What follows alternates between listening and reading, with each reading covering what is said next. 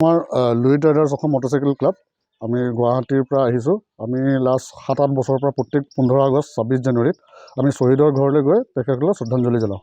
এই বছৰ আমি শ্বহীদ ধ্ৰুৱজ্যোতি দাসৰ ঘৰলৈ আহিছোঁ, যোন 2010 চনত মাওইষ্টৰ এনকাউণ্টাৰত তেখেত শ্বহীদ হৈছিল। আজি আহি তেখেতৰ পৰিয়ালক আমি শ্ৰদ্ধাঞ্জলি জনালোঁ।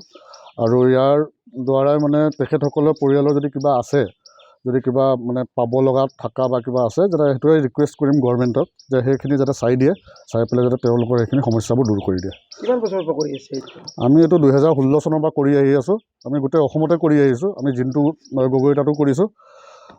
আৰু যিমান আমাৰ মানে শ্বহীদসকলৰ তাতে আমি যাওঁ। আমি বেলেগ ধৰণৰ একো নাই। আমি শ্বহীদসকলৰ তাত মটৰচাইকেল চলাই যাওঁ আৰু গৈ পেলাই শ্ৰদ্ধাঞ্জলিটো অৰ্পণ কৰোঁ।